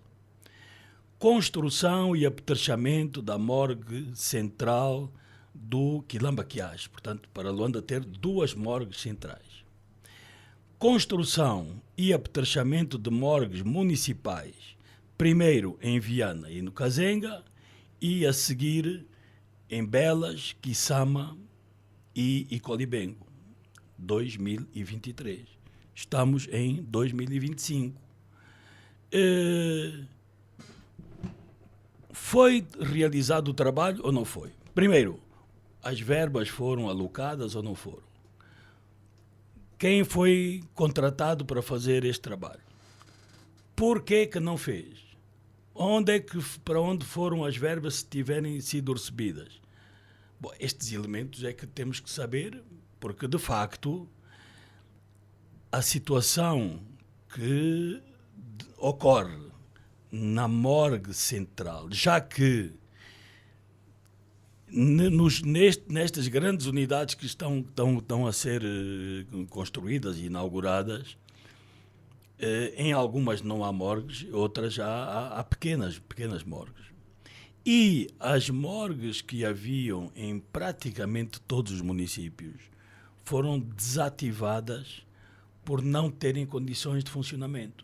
Ou seja, nós até podemos estar aqui a criar mais um problema de saúde pública, porque os cadáveres não estão a ter o tratamento devido E o tratamento sanitário já é que tem o tratamento espiritual, moral, ok. Agora, há depois o outro que tem a ver com a saúde pública. E talvez isto não esteja a correr como deve ser e possa até ser potenciador de mais doenças para além daquelas que infelizmente já temos. Portanto, acho que este é que é o assunto que todos nós nos devíamos envolver, que é, de facto, corrigir esta situação. Agora, se foi o grupo da UNITA que lá esteve ou não, este é um problema para ver na Assembleia o que é que correu mal dessa visita. Para a sociedade, interessa-nos quando é que vamos ter mais morgues para atender os nossos mortos, para que todos fiquemos sossegados e eles partam efetivamente em paz. Mas bem, terá sido uma iniciativa legítima, segundo os deputados, atenderem às reclamações dos cidadãos, tendo em conta aquilo que já se diz e se conhece em relação à morgue central de Luanda? Bom, eu não tenho condições de lhe responder taxativamente porque não tenho conhecimento suficiente do regulamento da Assembleia, não é? De qualquer modo, eu entendo que os deputados, enquanto representantes legítimos do povo, não é, devam ter esse contacto regular e permanente com a população, principalmente ao nível dos seus círculos. Independentemente disso, eu creio que neste episódio em concreto, o Rui abordou perfeitamente o tema das condições atuais da morgue, a situação das morgues no geral, encerramentos, e portanto aqui o que creio que deve acontecer é efetivamente os órgãos com responsabilidade nessa matéria, creio que nomeadamente o Ministério da Saúde e também o governo da província de Luanda, não é, serem chamados à Assembleia para, por essa via, explicarem à sociedade sobre qual é a real situação. Porque, como estamos, não é, e o Rui coloca a questão ao nível do futuro, eu atrevo-me mesmo a pensar que já nesse problema da cólera que estamos com ele, como se diz, tudo conta. E provavelmente em que medida, em que percentagem essa ausência de condições no tratamento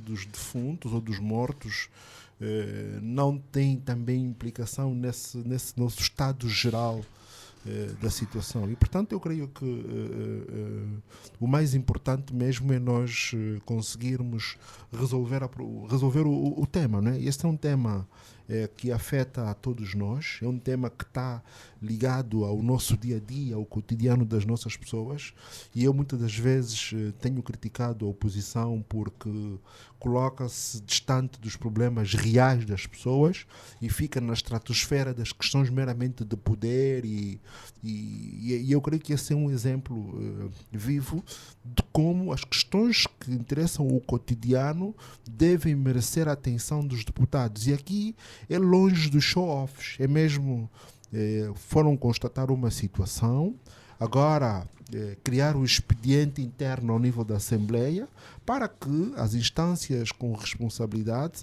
venham dar uma explicação e se calhar até fazer aqui o upgrade daqueles programas todos que estavam desenvolvidos a esse nível e se solucione o problema, né? Porque o que nós queremos é que a questão fique resolvida, fique ultrapassada, né? E não tornar isso um tema de conflitualidade política. Não, o mais importante e aqui passa a expressão, é resolver o problema do povo, é resolver esse tema em concreto, não é? Quanto à divulgação das imagens, tudo bem, podemos levantar a discussão do ponto de vista ético, não é?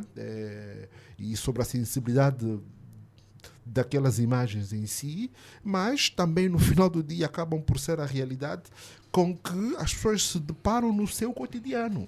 E, portanto, o que, mais uma vez, insisto, resolvemos o tema das morgues ao nível municipal, ao nível dos vários hospitais principais que existem pelo país, se vamos continuar no modelo centralizado ou descentralizar para os hospitais e que as morgues, se for o caminho ao nível municipal, tenham condições de dignidade e de procedimento, não é? De condições para as pessoas que trabalham nessas estruturas. Ainda em inglês, este tema das morgues, aqui pelo que estamos a seguir, é um assunto que tem vindo a ser adiado. Pelo menos a nível da governação de Luanda, já se tocou nisso. Há aqui, inclusive, orçamentos já adiantados, decretos divulgados, mas a situação mantém-se.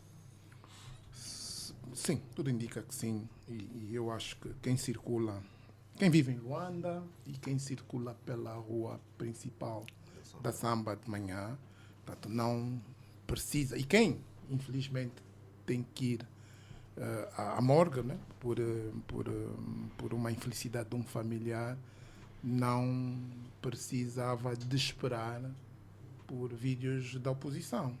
Não é? Aliás, talvez, né, ainda bem que foi a oposição, não é? Porque nós certamente seríamos surpreendidos com vídeos de familiares. Aliás, já andaram a circular. Portanto, o que é certo e é real é que temos um grande problema neste domínio.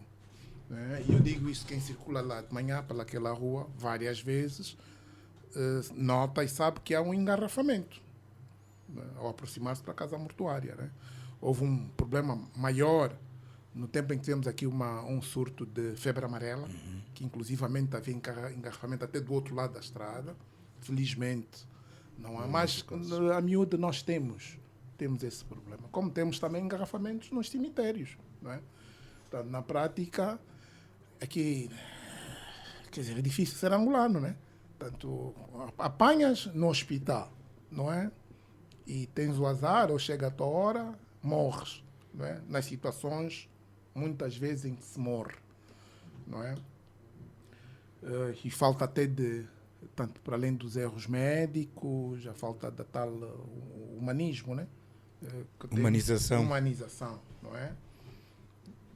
Vamos para as mortes. Não estamos em paz também, não é? Temos temas relacionados com a falta de capacidade, não é? Porque morre muita gente e aqui é preciso repensar se de facto não há espaço para termos o envolvimento também de privados sem criar um mercantilismo, né? Porque isto acontece noutras realidades também muito bem tanto definidos, não é? E para além dos cadáveres, é preciso olhar para as pessoas que trabalham lá também, não é? Até dado momento, eu não sei se já foi resolvida a questão das condições de trabalho e de remuneração, porque, pelo que se sabe, muitas daquelas pessoas não eram do quadro do governo provincial. aliás, passamos aqui uma reportagem na LAC sobre este assunto. As condições em que trabalham, em que fazem o seu trabalho, portanto, expostos ao risco, não é, de contaminação de doenças e a questão também da saúde pública. Eu não sei se hoje faz sentido ainda ter a morgue naquele local, não é? Também por causa da envolvente, né? Portanto, eu uma vez vinha de manhã, queria comer qualquer coisa. Do outro lado da estrada há uma pastelaria. E de facto, o cheiro que se tem aí naquela zona, e até moscas. Portanto, nós temos ali um problema sério de atentado à saúde pública, não é? E sabemos que muitas vezes aqui os nossos entes queridos são lavados ali no quintal, com mangueira. Portanto, é uma situação muito séria, não é? E que não vale a pena estamos aqui agora a arranjar culpados, né? Porque isto até pensando em nós próprios, né? Quem nos garante que nós não teremos esse desfecho. E, portanto, enquanto estamos vivos e estamos nas posições em que estamos, devemos todos levantar a nossa voz para que as pessoas tenham, quer dizer, pelo menos nessa parte, né? Porque o que é certo, se calhar, não é? Porque nas morgues, nos hospitais temos esse problema, nas morgues temos esse problema, nos cemitérios, outra maca mais, né? Portanto, para ser enterrado, portanto, felizmente temos aí o cemitério do Benfica, que também já está Cheio, mas mais do que isso, é sempre a questão de como aquelas pessoas que fazem esse trabalho tão importante no momento de dor, tanto a situação delas, né? Tanto sem condições, sem equipamento, e que vivem certamente, a maior parte deles, né? E para nós, e eu inclusivamente, né? Que já perdi o pai, tanto quem sustenta aquelas pessoas somos nós que temos entes queridos e cuidamos das campas dos nossos entes queridos.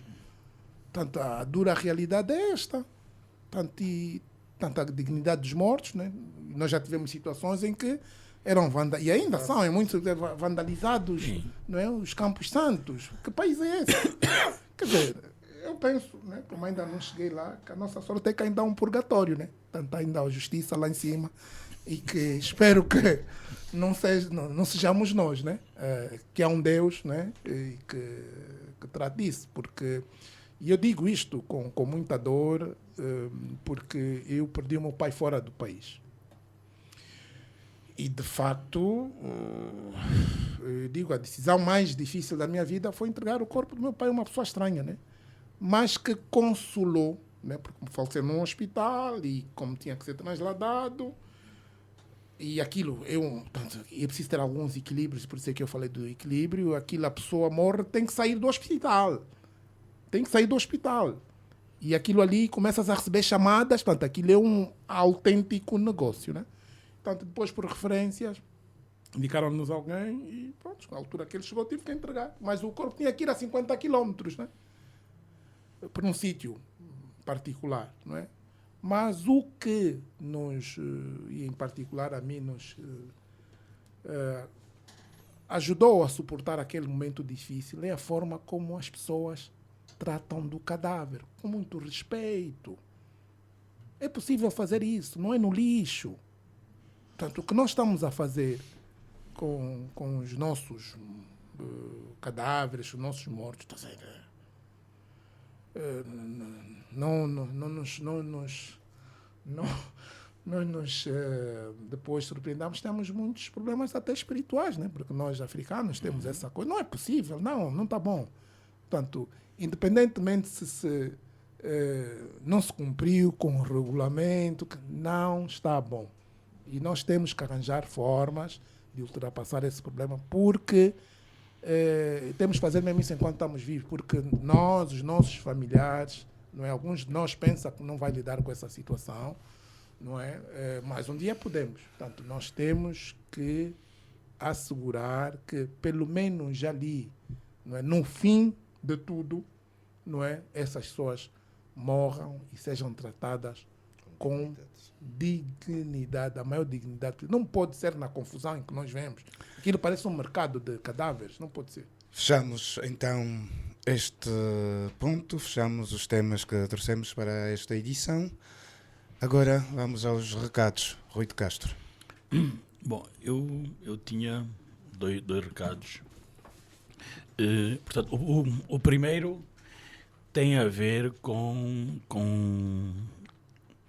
a criança que morreu baleada no colégio Elisângela Filomena e que até hoje se está à espera de uma explicação por parte do SIC e de outras autoridades para todos nós sabermos, afinal de contas, o que é que aconteceu e como.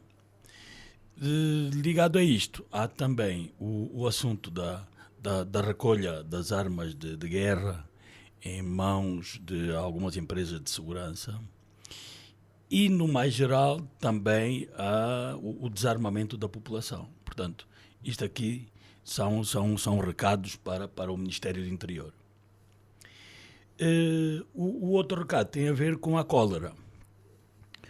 Nós, na passada sexta-feira, atingimos um recorde de 343 casos num só dia.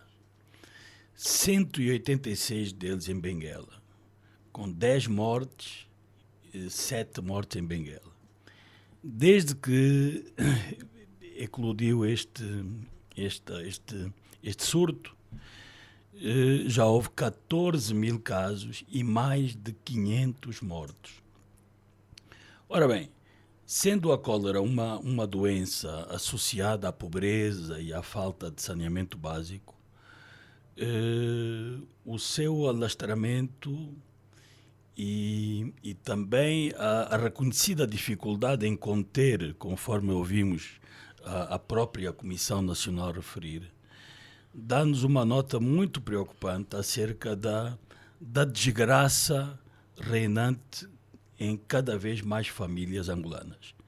Por outro lado, dá-nos também um sinal da enorme dificuldade que as instituições vão tendo em fazer chegar a sua mensagem e os seus serviços às comunidades mais desprotegidas. Obrigado, Rui. Ainda em inglês, temos recados ou apenas um recado? Eu acho que o meu recado, Terminamos a Semana Santa. O meu recado é coincide com o recado do Adbaio sobre o documentário de Mário Coelho Pinto de Andrade, e como ele se referiu primeiro ao recado, para não tirar espaço. Não. Sim, Adbaio. Adbaio, por favor. Não, bom, eu na verdade, em relação a este tema, era para felicitar a organização por ter, no fundo, nos permitido assistir ao documentário ao longo do Doc Luanda, não é? E esperar que as salas de cinema consigam encontrar espaço na sua agenda, não é, para permitir que mais cidadãos fora do festival possam, durante uma temporada, assistir, ou mesmo negociando, obviamente, direitos com o distribuidor ou com o realizador, se permitir que, eventualmente, o documentário possa eventualmente ser também difundido ao nível das televisões, não é? Ou de uma televisão, o que for. Mas o que salta à vista, e até porque à volta disso surgem reflexões um bocado mais sobre a nossa história, o papel dos intelectuais e das figuras, não é? Que tiveram alguma preponderância na nossa luta para o alcance da independência, não é? Felizmente, Mário Pinto de Andrade esteve entre os nomes condecorados agora recentemente no quadro das comemorações dos 50 anos da nossa independência, o que é efetivamente um reconhecimento importante, mas vale a pena ler, neste caso assistir o documentário, mas ler o pensamento e as ideias de Mário Pinto de Andrade. Por fim, o segundo recado vai para a AGT, que criou aqui um mecanismo que facilita a vida das empresas que tenham dívidas com o Estado, conseguirem, no fundo, apesar da obrigação de declaração neste período do imposto industrial, conseguir, digamos, adiar o pagamento nos casos em que tenham ordens de saque penduradas e outras, ou em que o Estado lhes deva, não é? O que se passa é que parece-me que, pelo menos daquilo que consegui ouvir ou perceber, a proposta era empresas que tinham atividade quase exclusiva com o Estado, o que me parece assim um bocado contrassenso, porque mesmo que estas existam, não são a maioria e não constituem a grande preocupação. No fundo, há empresas que têm grande exposição, é verdade, 50%, 60%, 70%, 80% da sua faturação com o Estado, não sendo o Estado exclusivamente o cliente único destas empresas, e portanto aqui era pedir à AGT, no fundo, que reconsiderasse no sentido de abrir o espectro para que mais empresas consigam, no fundo, tirar benefício dessa facilidade agora, não é? Portanto, aquelas em quem o Estado deva consigam, mesmo que façam a declaração, depois consigam aqui uma derrogação nos prazos de pagamento do seu imposto industrial. Ainda em inglês. Bem, só complementar, né? De facto, foi um bom documentário que devia ser mais divulgado e estar por mais tempo. É uma perspectiva daquilo que foi, não é, o percurso, não é, dos gigantes, não é, intelectuais, que representam uma geração que se bateu pela independência. Tanto ao ver aquilo, por acaso já tinha lido um livro longo de uma entrevista dele e ajudou-me a consolidar a ideia que tinha sobre Mário Pinto de Andrade. Mas ao refletir sobre o assunto, de facto, questiono-me, né? Questiono-me se Angola... Valoriza os seus quadros? Não digo, quer dizer, isso já é outra marca. Isto é marca do café, né? Se Angola será capaz ou está a ser capaz de gerar pessoas daquela dimensão, né? Líderes daquela dimensão, e põe de facto, não diria punha nu, não é? Mas devia nos fazer sentir a todos, refletir todos sobre o papel das atuais e próximas gerações sobre o compromisso com o país e aquilo que queremos sobre o país. Eu acho que no final há uma frase-chave, né? Portanto, algum desencanto sobre o que se conseguiu realizar, tanto em termos de desenvolvimento social e promoção do bem-estar do país, mas há uma certeza que, pronto, pelo menos conseguimos a independência. Não é? Portanto, aquela geração conseguiu a independência, conseguiu dar cidadania às pessoas, não é? Os indígenas, não é? E caberá estas e as próximas gerações e quem está a dirigir perceber que, de facto, portanto, há ciclos, não é? Há ciclos que muito provavelmente algumas gerações já não terão tanto protagonismo em relação àquilo que há de acontecer no futuro em termos de desenvolvimento econômico e social, tem a responsabilidade de, pelo menos, estabelecer bases sólidas para que as próximas gerações possam, então, realizar o país que todos almejamos. Chocou-me profundamente o facto, esse aspecto não sabia, de que quer dizer, nós não nos conseguimos reconciliar, não é? Quer dizer, não só o funeral, um intelectual e uma pessoa daquela envergadura que fez tanto, não é? Pelo país, ter entrado no fim da vida, no fim da vida não, morto, com um passaporte cabo-verdiano. Para mim foi de facto chocante, né? Que nós não conseguimos atempadamente, enquanto vivo, resolver essa questão. Não conseguimos nos reconciliar, né? Felizmente, e acho que este é mérito e temos que reconhecer, não é? Nem tudo está mal. O país, com essa nova administração, liderança, de facto, lançou uma grande pedra, não é, no charco. O país abriu-se. E tanto é assim, tanto abriu para... E está-se a tentar reconciliar-se, né, com o seu passado, não é? Tanto é assim que foi homenageado, não é, com um hospital. Tanto eram figuras que estavam totalmente apagadas. Tanto, e mais, em um aspecto, de facto, a história tem uma grande memória. Não é possível apagar gigantes. Não é possível. Não é possível. E eles devem servir de exemplo. Mas e outro apelo é que temos que ser nós, portanto, os protagonistas disto, né? Nós temos que contar, sermos nós próprios a contar a versão da nossa história e até das nossas desavenças, que existiram muitas. Rui de Castro, ainda em inglês, Adebayo Vuns, muito obrigado por esta presença e mais um Jornal 7 Dias, a semana em retrospectiva. Também estender os nossos cumprimentos e abraços ao José Guerreiro e ao Gustavo da Conceição. Não estiveram presentes, mas com certeza sempre conosco aqui neste espaço a partir aqui nas manhãs da Comercial, à segunda-feira. Vamos encerrar a habitual produção da Direção de Informação da LAC, a técnica hoje a ser garantida pelo Miguel Correia e o Ricardo Dias, e na moderação esteve o José Silva. Voltaremos até a estar com os ouvintes na próxima segunda-feira em mais uma edição.